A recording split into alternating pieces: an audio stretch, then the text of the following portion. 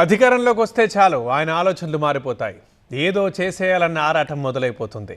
తాను పరిగెత్తడమే కాదు, అధికార గణాన్ని కూడా ఉరుకులు పెట్టిస్తుంటారు. తాను ఒక రాజకీయ పార్టీకి అధినేతనని, దానికి కార్యకర్తలు నేతలు ఉన్నారన్న విషయం కూడా మర్చిపోతుంటారు. గత 3 దశాబ్దాలుగా ఇదే ఆయన తీరు. కానీ ఈసారి అలా కాదు. ఆయన మారిపోయారు, పూర్తిగా మారిపోయారు. దాన్ని ఆచరణలో చేసి చూపిస్తున్నారు కూడా. ఎవరి కోసం చెబుతున్నానో మీకు అర్థమై ఉంటుంది. ఒక్కసారి స్టోరీ చూడండి. బాబు మారిపోయారు. చంద్రబాబు పూర్తిగా మారిపోయారు. ఓవైపు ప్రభుత్వం, మరోవైపు పార్టీ. ప్రజలకు అండ, కార్యకర్తలకు భరోసా. టీడీపీది తెలుగు రాజకీయాల్లో 43 ఏళ్ల హిస్టరీ అయితే చంద్రబాబుది 45 ఇయర్స్ ఇండస్ట్రీ. గల్లీ నుంచి ఢిల్లీ దాకా తెలుగుదేశం పేరు మారుమ్రోగేలా ఆయన చేసిన కృషిని ఎవ్వరు కాదనలేరు. అందుకే ఆయన నాయకత్వంలో పనిచేయడానికి కరుడుగట్టిన పసుపు కార్యకర్తలు చెవి కోసేసుకుంటారు. ఒక రకంగా చెప్పాలంటే టీడీపీ అంటే చంద్రబాబు, చంద్రబాబు అంటే టీడీపీ. అంతలా పార్టీతో ఆయన బంధం పెనువేసుకుపోయింది. అయితే అధికారంలోకి వస్తే పార్టీని పక్కన పెట్టేస్తారని, ఫోకస్ మొత్తం రాష్ట్ర అభివృద్ధిపైన పెడతారని తెలుగు తమ్ముళ్ల నుంచి కంప్లైంట్స్ వచ్చిన సందర్భాలు ఉన్నాయి. గత కొన్ని దఫాలు అది నిజమే అన్నట్టుగా ఆయన పనిచేశారు. మరి పార్టీ అధికారంలోకి రావడమే ఆలస్యం, కార్యక్షేత్రంలోకి దిగిపోయేవారు. పార్టీ కోసం కష్టపడిన కార్యకర్తలను కలిసే తీరిక కూడా లేకుండా పరిపాలనలో మునిగిపోయేవారు చంద్రబాబు.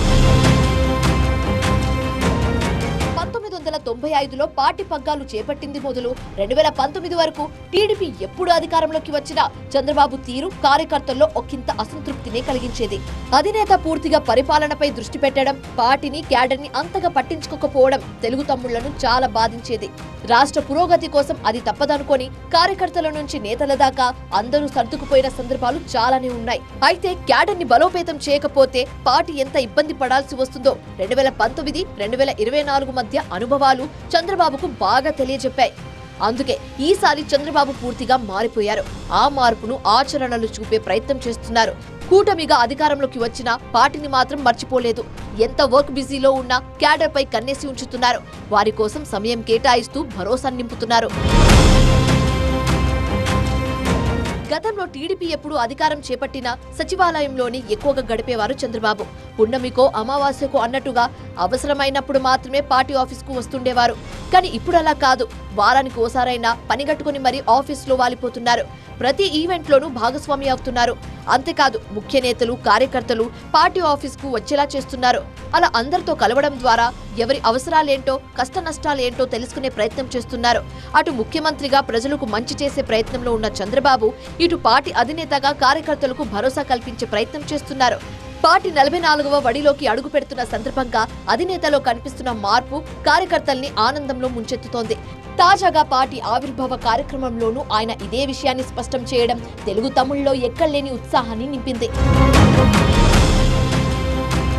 పార్టీ ఫార్మేషన్ డే సందర్భంగా తెలుగుదేశం ప్రధాన కార్యాలయంలో జరిగిన ఉత్సవాల్లో పాల్గొన్న చంద్రబాబు కార్యకర్తలతో కలివిడిగా గడిపారు. వారి నుంచి వినతులు స్వీకరించారు.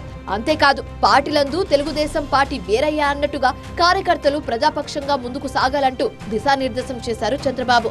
మొత్తానికి గత అనుభవాలను దృష్టిలో పెట్టుకుని ఈసారి చంద్రబాబు రూట్ మార్చి టాప్ గేర్ లో దూసుకెళ్తున్నారనేది మాత్రం క్లియర్ గా తెలుస్తోంది.